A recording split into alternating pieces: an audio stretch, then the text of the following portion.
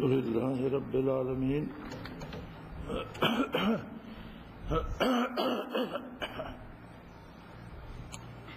الحمد لله رب العالمين والصلاة والسلام على حبيبه محمد وآله وصحبه أجمعين. أعوذ بالله من الشيطان الرجيم. بسم الله الرحمن الرحيم.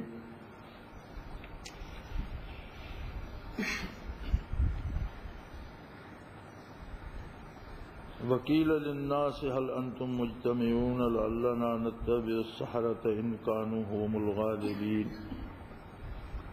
فلما جاء السحرة قالوا لفرعون أئن لنا لأجرا إن كنا نحن الغالبين.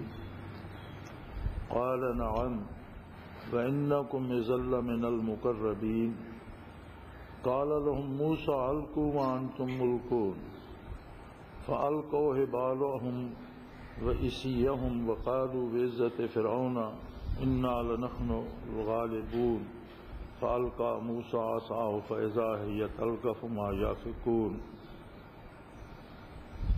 فألقي السحرة ساجدين قالوا آمنا برب العالمين رب موسى وهارون. قال آمنتم له قبل أن آذن لكم إنه لكبيركم الذي علمكم السحر فلسوف تعلمون. لأقطعن أيديكم وأرجلكم من خلاف ولأصلبنكم أجمعين. قالوا لا ضير إنا إلى ربنا منقلبون. إنا نطمع أن يغفر لنا ربنا خطايانا إن كنا أول المؤمنين.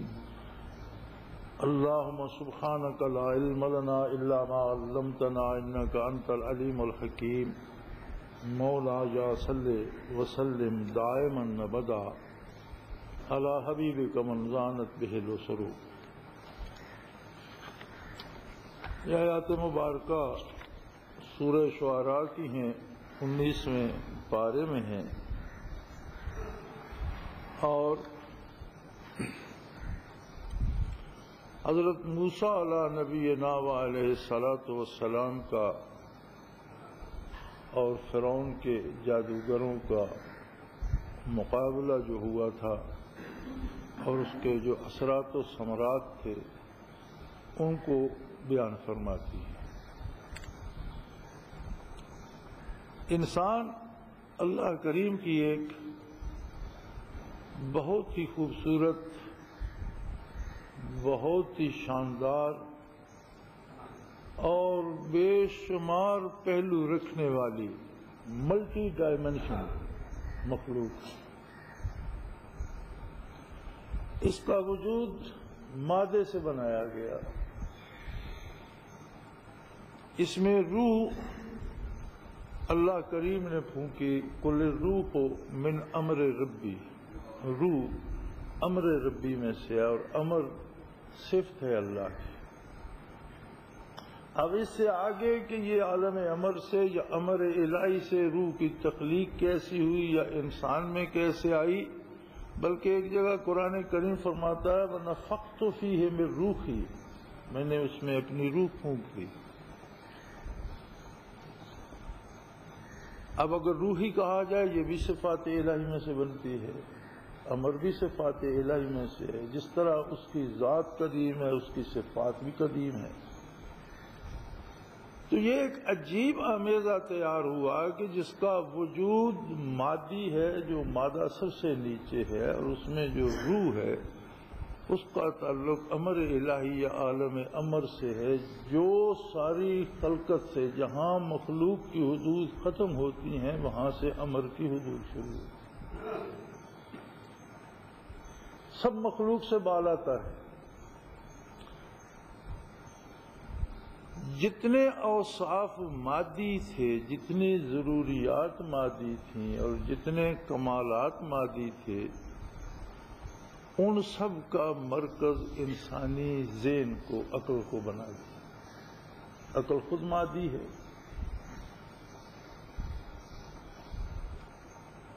اور جو روح ڈالی گئی اس میں، جتنے کمالات روحانی تھے، جتنے عجائبات کا تعلق روح سے، روحانیت سے تھا، ان کا مرکز قلب کو بنا دیا۔ ہمارے عہد کی ایک مصیبت یہ ہے کہ ہمارے اکثر و بیشتر بڑے پائے کے علماء کرام جو ہیں اور جن کا علمی پایہ بہت بلند ہے، اگر انہوں نے کہیں سے روحانیت کا تعارف یا روحانیت کی تعلیم یا روحانیت پہ محنت نہیں کی اور برکات حاصل نہیں کی، تو پھر وہ ایر پھیر کر ساری باتوں کو عقل پہ لے آتے ہیں۔ ہاں، تاکہ میں خود یہ سن رہا تھا، ایک بہت بڑے عالم ہیں، بین الاقوامی طور پر سنے جاتے ہیں، تو وہ یہ فرما رہے تھے کہ قرآن نے جہاں قلب کا نام لیا ہے تو قلب سے مراد بھی عقل ہی ہے۔ قرآن نے جب آنکھ کی بات کی تو فرمایا افلا تبصرون، کیا تم دیکھتے نہیں ہو؟ جب عقل کی بات کی تو فرمایا افلا تعقلون، عقل کی بات بھی کی، آنکھوں کی بات بھی کی، تدبر کی بات بھی کی، تفکر کی بات بھی کی، تو قرآن حکیم کو قلب کو عقل کہنے کی کیا ضرورت تھی، یا عقل کو قلب کہنے کی کیا ضرورت تھی؟ مسئلہ یہاں اٹکتا ہے کہ دنیاوی امور میں جب ہم آتے ہیں تو ایک شخص نے اگر ڈرائیونگ نہیں جانتا وہ اور بہت بڑا فاضل ہے تو وہ گاڑی کے اسٹیئرنگ پہ نہیں بیٹھتا اور اسے یہ اقرار کرتی ہوئی کوئی جھجک بھی نہیں ہوتی کہ مجھے یہ گاڑی چلانا نہیں آتا، وہ کہہ دیتا ہے یہ مجھے نہیں آتا۔ آپ کسی بڑے سے بڑے فاضل سے کہیں کہ آپ جہاز اڑائیے، وہ کہہ دیتے ہیں پاگل ہوں، مجھے جہاز اڑانا میں نے تو دیکھا ہی نہیں کیسے اڑتے، میں کیوں اڑاؤں؟ دینی معاملے میں جب ہم آتے ہیں تو جو بھی 4 کتابیں پڑھ جاتے ہیں پھر وہ سمجھتا ہے کہ سارے کے سارے علوم وہی کچھ ہیں جو میں جانتا ہوں۔ اب کوئی بہت بڑا عالم ہو گیا، بہت زیادہ کتابیں پڑھ لی، بہت زیادہ علوم جمع کر لیے، لیکن روحانیت ایک الگ درس ہے، اس کا ایک الگ مدرسہ ہے، اور اس کی بنیاد برکات نبوی پر ہے، جبکہ سارے علوم کی بنیاد تعلیمات نبوی پر ہے۔ تعلیمات الگ شے ہیں، برکات الگ شے ہیں۔ جہاں فرائض نبوت گنوائے گئے قرآن حکیم میں تو فرمایا گیا یتلو علیہم آیاتہ، پہلا فریضہ نبوت ہے کہ اللہ کے احکام بندوں تک پہنچاتا، اللہ کی باتیں بندوں کو سناتا۔ وَيُزَكِّيهِمْ، دوسرا فریضہ نبوت ہے کہ ان کا تزکیہ فرماتا ہے۔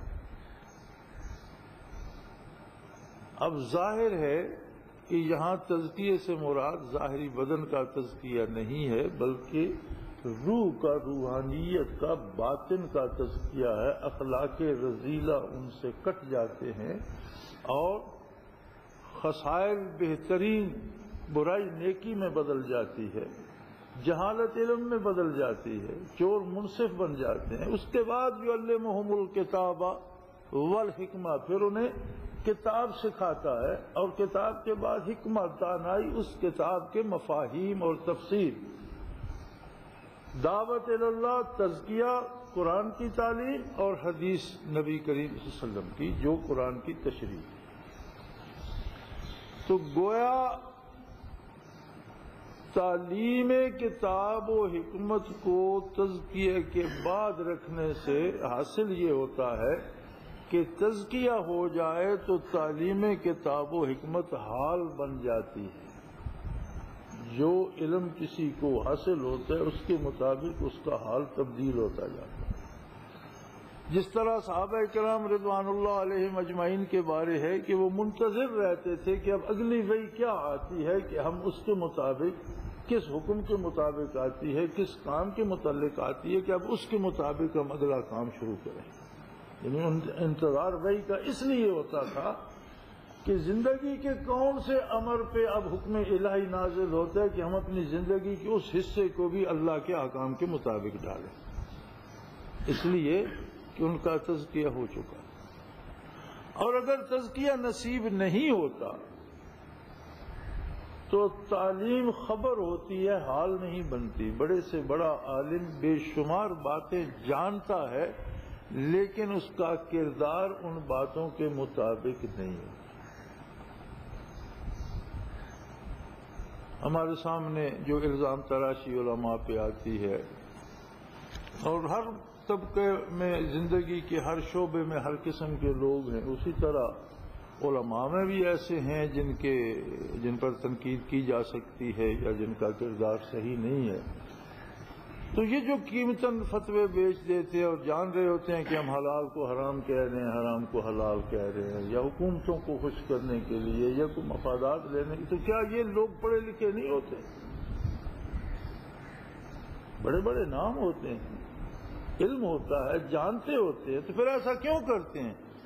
اس لیے کہ وہ علم کال تک رہتا ہے، حال نہیں بنتا۔ معلومات کا ذخیرہ ہوتا ہے لیکن کردار اس سانچے میں نہیں ڈلتا۔ تو یہ دو قوتیں ہیں انسان میں، ایک اس کی عقل ہے، عقل سے وہ ایجادات بھی کرتا ہے۔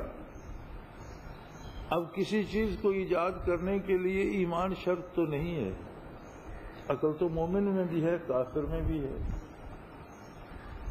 دنیا کی بہترین ایجادات جو ہیں ان کے موجد مسلمان ہیں، اور ساری سائنس کے موجد مسلمان ہیں۔ ابتدا مسلمانوں نے کی، جب مسلمان سائنس کے اصول وضع کر رہے تھے تب یورپ تاریکی میں تھا اور جہالت میں تھا۔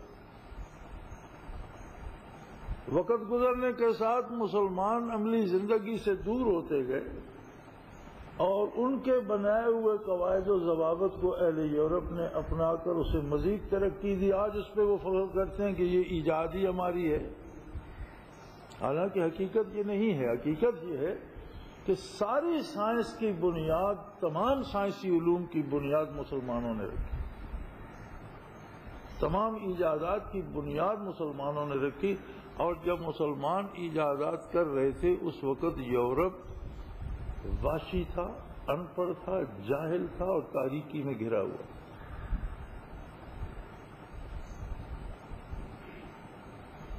لیکن سائنسی علوم کا تعلق عقل انسانی سے تھا۔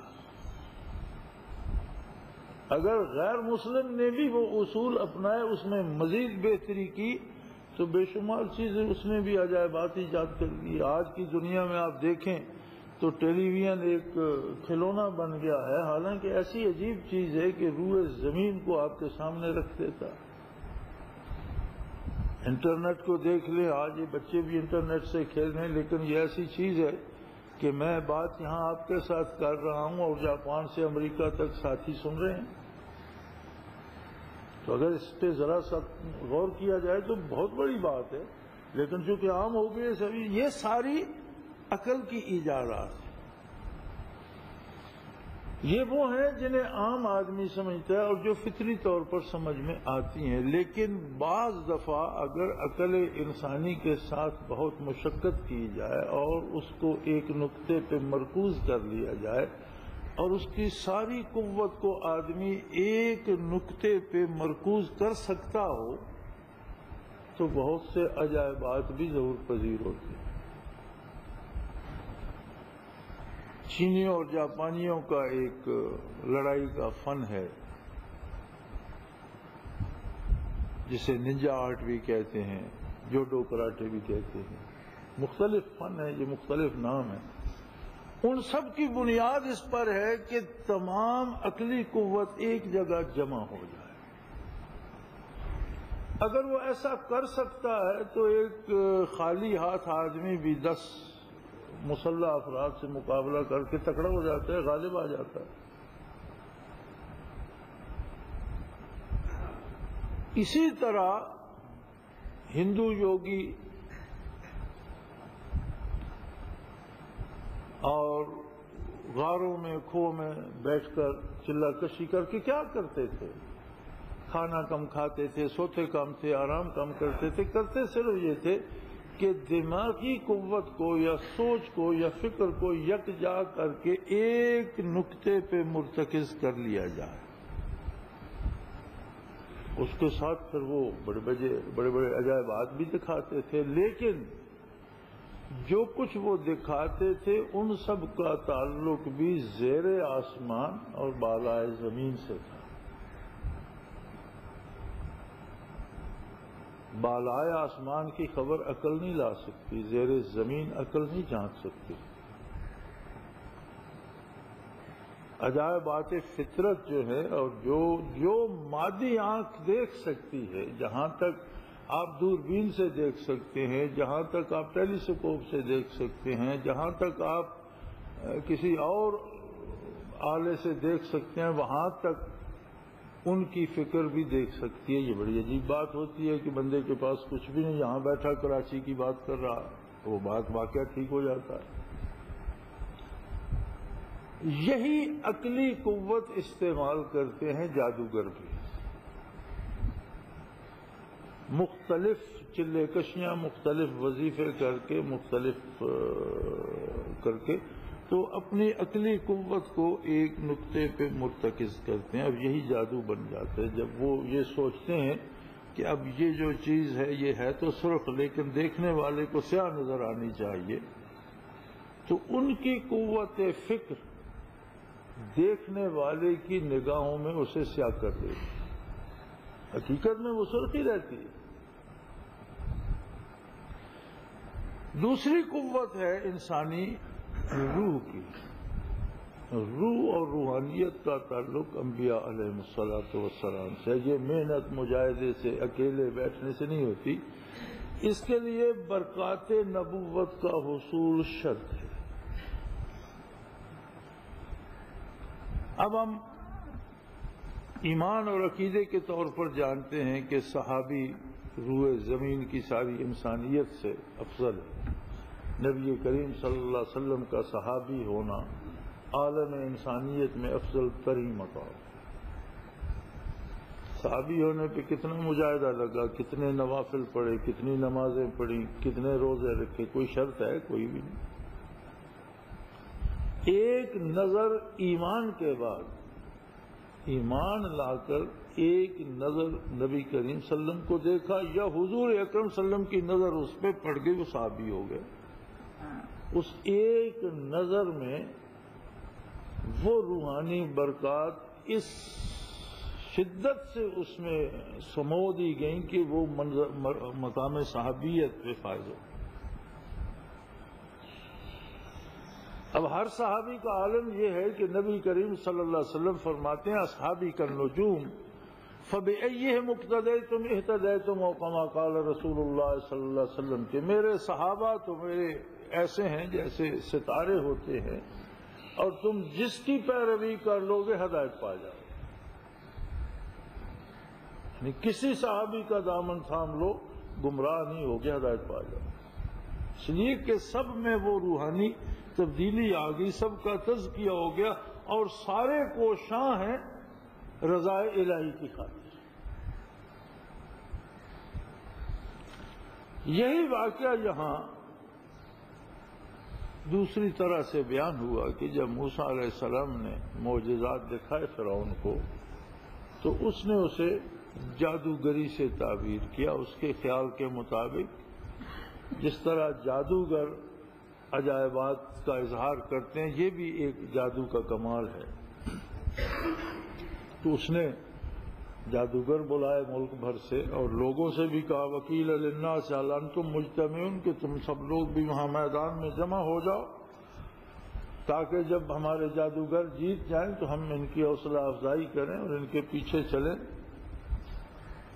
فلما جاء السحرة قالوا لفرعون أئن لنا لأجرا إن كنا نحن الغالبين۔ اب یہ عقل کی بات ہے، عقل انسانی یہ سوچ رہی ہے۔ اب فرعون سے جادوگر کہہ رہے ہیں کہ بھئی اگر ہم جیت گئے ہمارا انعام تو بڑا عظیم ہونا چاہیے۔ ایک ایسا شخص جس نے فرعون جیسے حکمران کو مصیبت میں ڈال دیا ہے، اگر اسے ہم شکست دے دیں اور فرعون کو اس پہ غالب کر دے تو پھر ہمارے لیے بڑا اجر ہونا چاہیے۔ قال نعم، فرعون نے کہا ایسا ہی ہوگا، بلکہ وَإِنَّكُمْ إِذًا لَّمِنَ الْمُقَرَّبِينَ، میں تمہیں ہمیشہ کے لیے اپنا دربار میں جگہ دوں گا، اپنے دربار میں، اور تم میرے اہل دربار میں سے اور مقربین میں سے ہو جاؤ گے۔ یعنی تمہیں فقط ایک دفعہ انعام نہیں دیا جائے گا، بلکہ تمہاری بھی کرسیاں بن جائیں گی میرے ساتھ میرے دربار میں، اور میرے مقربین میں آ جاؤ گے۔ تب موسیٰ علیہ نبینا علیہ الصلوۃ والسلام نے فرمایا، قال لهم موسیٰ القوا ما انتم ملقون، بھئی جو تم نے کرنا ہے کر دکھاؤ، جو کمال تم کرنا چاہتے ہو، اور اپنے جو لائے ہو لاٹھیاں رسیاں۔ فَأَلْقَوْا حِبَالَهُمْ وَعِصِيَّهُمْ، انہوں نے اپنی لاٹھیاں اپنی رسیاں میدان میں پھینک دی، میدان بھر گیا، اور ساتھ یہ دعویٰ بھی کیا، وَقَالُوا بِعِزَّةِ فِرْعَوْنَ إِنَّا لَنَحْنُ الْغَالِبُونَ، فرعون کی عظمت کی قسم آج یقیناً ہم غالب ہوں گے۔ میدان بھر دیا انہوں نے سانپوں سے، اژدہوں سے۔ قرآن کریم نے دوسری جگہ اسی بات کا ذکر کرتے ہوئے فرمایا، وَالسَّحَرُوا أَعْيُنَ النَّاسِ، لوگوں کی آنکھوں پر ان کے جادو کا اثر ہو گیا تھا، لوگوں کو دیکھنے میں وہ اژدہے اور سانپ نظر آتے تھے، حقیقت میں تھی رسیاں اور لکڑیاں ہی، لیکن لوگوں کی نظروں پہ، یعنی جو ان کی قوت فکر تھی، جو ان کا تخیل تھا، جس طرح وہ سوچ رہے تھے کہ یہ لاٹھی سانپ ہے، ان کی قوت فکر لوگوں کی قوت فکر پہ اتنی غالب تھی کہ وہ لوگوں کو بھی سانپ ہی نظر آ رہا۔ فَأَلْقَىٰ مُوسَىٰ عَصَاهُ، پھر موسیٰ علیہ السلام نے اپنی لاٹھی ڈال دی۔ جب موسیٰ علیہ السلام نے لاٹھی ڈالی تو اتنا بڑا اژدہا بن گیا، فَإِذَا هِيَ تَلْقَفُ مَا يَأْفِكُونَ، جو کچھ انہوں نے پھینکا تھا اس میں خواہ شاطیر تھے، خواہ بلے تھے، خواہ رسے تھے، خواہ لکڑیاں تھی، خواہ لاٹھیاں، میدان جو بھرا ہوا تھا، اب یہ اتنا بڑا اژدہا بن گئی لاٹھی کہ اس نے سب کو نگلنا شروع کر دیا، اور پل بھر میں سب کو چٹ کر کے اور میدان خالی کر لیا۔ اب جادو سے اگر مقابلہ ہوتا ہے، ایک جادوگر ایک کمال کرتا ہے کہ اس نے ایک پتھر پہ جادو کیا، وہ کبوتر بن گیا، اب دوسرا جادوگر اس کا جادو توڑتا ہے تو کبوتر سے پتھر بن جائے گا، پتھر تو باہر رہنا چاہیے نا۔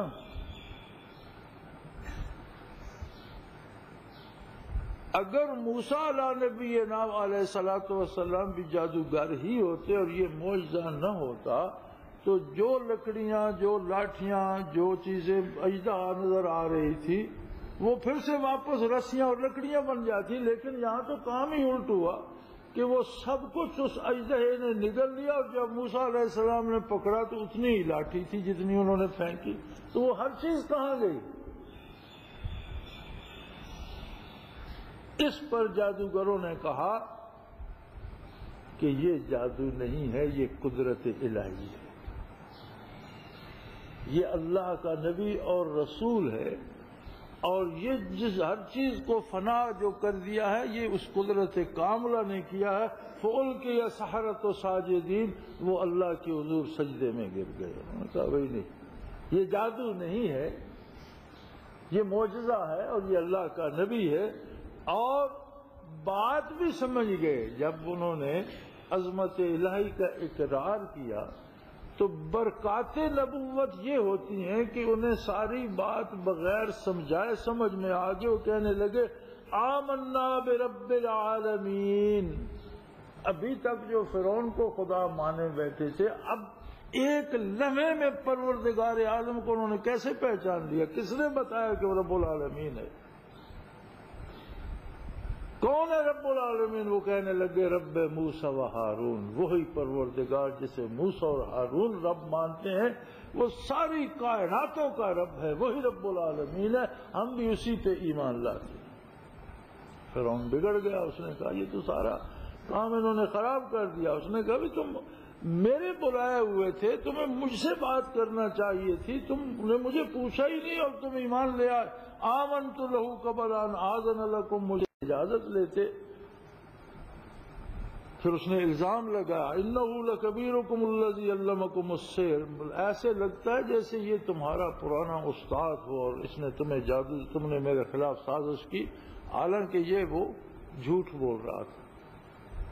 آج آپ کہتے ہیں نا سیاستدان جھوٹ بولتے ہیں، حکومت کو بچانے کے لیے حکمران ہمیشہ سے جھوٹ بولتے ہیں، انہیں سب سے زیادہ عزیز ہوتی ہے۔ فرعون کو پتا تھا کہ موسیٰ علیہ السلام کو بچپن میں بکس میں صندوق میں اس نے نکالا اور ساری عمر اپنے پاس رکھا، پھر اس سے جب وہ الگ ہوئے تو پھر مصر میں رہے ہی نہیں، اور واپس آئے تو اللہ کے نبی تھے، جادوگروں کے پاس گئے کب، یہ تو فرعون بھی جانتا تھا، لیکن اس نے کہا اِنَّهُ لَكَبِيرُكُمُ الَّذِي عَلَّمَكُمُ السِّحْرَ، لگتا ہے ایسے جیسے یہی تمہارا استاد ہے۔ یہ سیاست کی بات جو ہے یہ آج سے نہیں شروع سے آ رہی ہے کہ انہیں اقتدار عزیز ہوتا ہے، وہ کسی طریقے سے بھی لوگوں کو اس کی طرف لانا چاہتے ہیں۔ یہ بھی یہی چاہتا ہے کہ اب جو لوگ ہیں، جو عوام کو جن کو میں نے جمع کیا، وہ اس بات پہ آ جائیں کہ یہ ان کے استاد تھے۔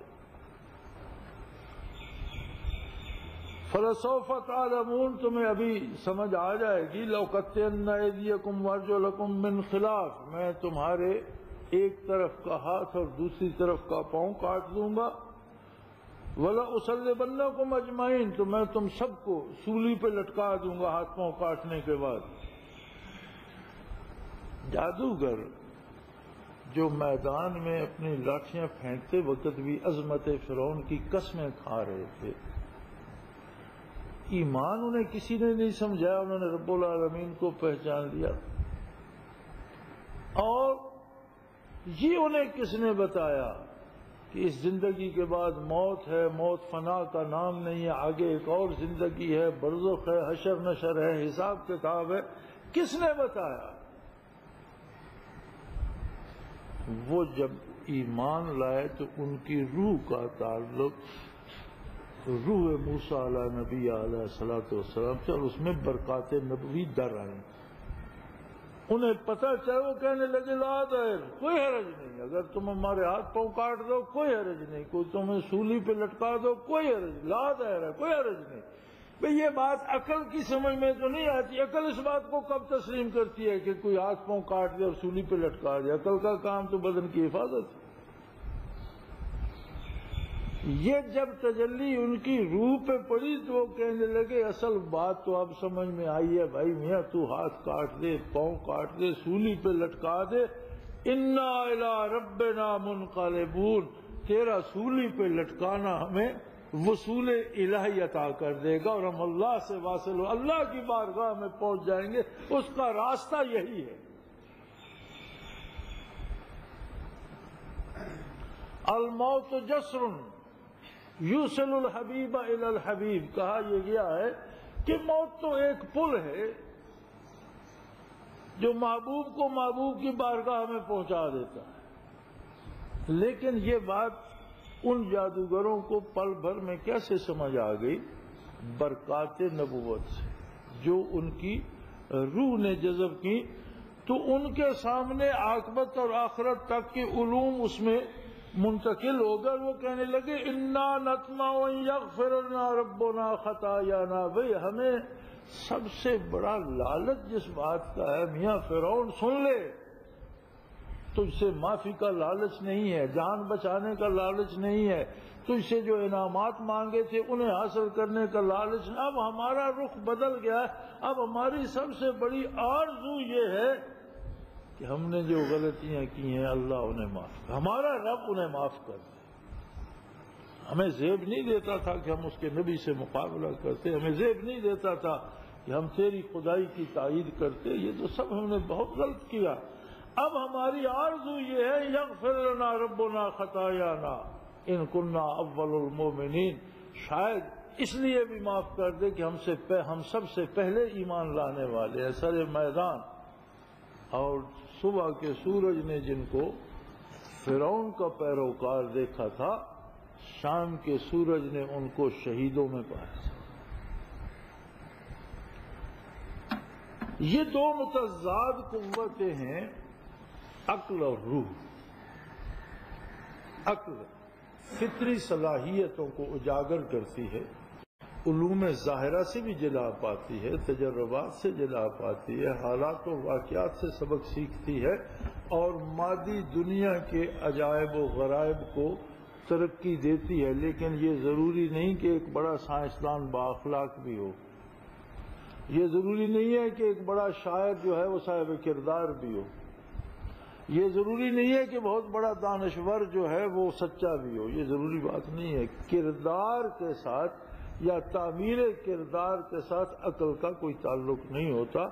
عقل جسم کی مادی سہولتوں کی بات کرتی ہے، جسمانی لذتوں کے حصول کی بات کرتی ہے، جسمانی اور مادی راحتوں کی بات کرتی ہے، اور یہی اس کی منتہائی منزل ہے کہ اپنی ساری قوت صرف کر کے اپنے وجود کو زیادہ سے زیادہ لذت فراہم کرے، آرام فراہم کرے۔ لیکن روح چیز دیگر است، روح بدن کو اپنی سواری سمجھتی ہے، روح اپنا اہتمام کرتی ہے، صرف اپنی سواری کا نہیں۔ ایک بندے کے پاس گھوڑا ہے یا کسی کے پاس موٹر کار ہے، اسے موٹر کار بھی عزیز ہے، گھوڑے والے کو گھوڑا بھی عزیز ہے، لیکن اپنی جان سے عزیز نہیں ہے۔ اسی طرح روح کو جو روحانی لذتیں، روحانی قربتیں، روحانی مقامات نصیب ہوتے ہیں، ان کو وہ جسمانی اعضاء پہ لاگو کر دیتی ہے۔ وہ جسم کی پرواہ نہیں کرتی کہ اسے سردیوں میں سحری میں اٹھ کر غسل کرنا پڑے گا یا وضو کرنا پڑے گا، آدھی رات کو اٹھ کر اسے سجدے کرنے، اسے تکلیف ہوگی۔ وہ کہتی ہے اس سے تکلیف ہوگی، اسے ہونی چاہیے، لیکن میرا سفر تو کٹے گا۔ اب ایسا کون بندہ ہے دانشور جو کہ میری گاڑی تھک جائے گی، اسے کھڑا رہنا چاہیے اور میں منزل پہ نہ پہنچوں، یا میرا گھوڑا تھک جائے گا، اسے رہنے دو اور میں یہیں رہ جاتا ہوں۔ تو جو اس کی ہوتی ہے اہمیت یا ترجیح، وہ یہ ہوتی ہے کہ میں اپنی منزل کو پاؤں۔ اور گھوڑے اور سواری کی سلامتی بھی وہ اس لیے چاہتا ہے کہ اس کے ذریعے وہ منزل تک پہنچ سکتا ہے۔ جب بات روح کی آتی ہے تو بدن کی سلامتی وہ اس لیے چاہتی ہے کہ اس کی سلامتی اس لیے رہے کہ اسے منزل تک لے جائے، لیکن اگر منزل پر پہنچنے کے لیے اسے قربان بھی کرنا پڑے تو پھر وہ بلا چنگو چراں شہید ہو جاتی ہے، گردن کٹوا دیتی ہے۔ مقصد اس کا حصول منزل ہوتا ہے، مقصد جسم کا تحفظ نہیں ہوتا۔ اور روحانی برکات یا روح کی ترقی یا روح کی تعلیم یا روح کے معاملات سارے متعلق ہیں برکات نبی علیہ صاحب الصلاۃ والسلام سے۔ جب روح قوت پذیر ہوتی ہے، جب روحانی اسباق کسی کو نصیب ہوتے ہیں، تو کردار کی اصلاح یقیناً ہوتی ہے، یعنی وہ بدن کو اس کی سہولتوں کے تابع نہیں کرتی بلکہ ان احکام کے تابع کرتی ہے جن میں سے اسے قرب الہی نصیب ہو، اور اس کا کردار ایک سانچے میں ڈھلتا چلا جاتا ہے۔ اسی لیے تو کسی مفکر نے کہا تھا کہ اسلام ماننے کا نام نہیں ہے، اسلام جینے کا نام ہے۔ اسلام پہنا جائے، اسلام اوڑھا جائے، اسلام کھایا جائے، اسلام برتا جائے، اسلام جیا جائے۔ اسلام جینے کی چیز ہے، کیونکہ اس کا تعلق روح کے اقرار سے ہے۔ خرد نے کہہ بھی دیا لا الہ تو کیا حاصل؟ عقل اگر اپنی دوڑے گا تو بالآخر اسے کہنا پڑے گا کہ کوئی ایک ایسی ہستی ہے جو سب سے طاقتور ہے، سب کی خالق ہے اور جو کسی کی محتاج نہیں ہے۔ یہ اس کی مجبوری ہے۔ خرد نے کہہ بھی دیا لا الہ تو کیا حاصل؟ یہ تو اسے کہنا پڑتا ہے۔ دل و نگاہ مسلمان نہیں تو کچھ بھی، دل نہیں بدلا، فکر نہیں بدلی، اور اس دل کی تبدیلی کا اثر نگاہ پر اور انتخاب پر نہیں پڑا۔ آپ اپنے لیے کیا چنتے ہیں، وہ جسے چننے کی اللہ نے اور اللہ کے رسول صلی اللہ علیہ وسلم نے اجازت دی ہے تو نگاہ بدل گئی۔ لیکن ہم دعوے مسلمانی کے ساتھ اپنے لیے چیزیں وہ منتخب کرتے ہیں جن سے خدا اور اس کا رسول منع فرماتے ہیں. تو نگاہ نہ بدلی، نہ دل بدلا، نہ نگاہ بدلی. تو یہ ایک مقابلہ ہے انسان میں، دو متضاد قوتیں جمع ہیں. جس طرح اس کی تخلیق میں دو بالکل متضاد چیزیں ہیں، مادہ جس کی انجام فنا ہے، اور روح جس کی نہ ابتدا ہے نہ انتہا ہے. دونوں ایک دوسرے کی دو ضدیں ہیں اور جمع ہو کر انسان بن گئے. اب اس میں مادے سے جو قوت آئی وہ عقل ہے، خرد ہے. اس کی ساری فکر مادی ہے، مادی وجود کا تحفظ، مادی وجود کی لذتیں، اس کے لیے آرام کا حصول، یہ اس کی منتہائی منزل ہے. روح اس کا تعلق جمال باری سے، وصال باری سے، اور اس کی لذت قرب الہی میں ہے. جب روح میں بالیدگی آتی ہے تو وہ بدن کو اس طرف ڈھالتی ہے کہ خواہ جسم کٹ بھی جائے لیکن اطاعت الہی میں فرق نہ آئے. اور جب خرد غالب آ جاتی ہے اور روح کمزور پڑ جاتی ہے تو وہ پھر مادی لذتوں کی طرف چلتا ہے. خواہ سارا ایمان چلا جائے، خواہ سود ساری زندگی کھانا پڑے، خواہ حرام کھانا پڑے، لیکن اچھا کھانا مل جائے، لباس اچھا مل جائے، اور دولت مل جائے، آرام مل جائے، شہرت مل جائے، وہ پھر ان چیزوں کا شیدائی ہو جاتا ہے. تو انسان ان دو قوتوں کا مجموعہ ہے. ہر بندے میں دونوں قوتیں موجود ہیں، اور یہ بندے پہ انتخاب اللہ نے چھوڑ دیا ہے. وَهَدَيْنَاهُ السَّبِيلَ إِمَّا شَاكِرًا وَإِمَّا كَفُورًا. دونوں راستے واضح کر دیے قرآن حکیم نے، اور انتخاب انسان پہ چھوڑ دیا ہے وہ کون سا راستہ اپنے لیے منتخب کرتا ہے اور کس پہ چلتا ہے. استعمال دونوں کا ہونا ہے. فقط فرق یہ ہے کہ غالب کون ہے اور اس کے تابع کون. روح غالب ہے اور عقل اس کے تابع ہے، تو یہ اسلام ہے. روح کو فراموش کر دیا اور عقل اس پر غالب ہے اور اپنی چال پہ چلا رہی ہے، تو یہ اسلام کے علاوہ سب کچھ ہو سکتا ہے. وآخر دعوانا ان الحمد للہ رب العالمین.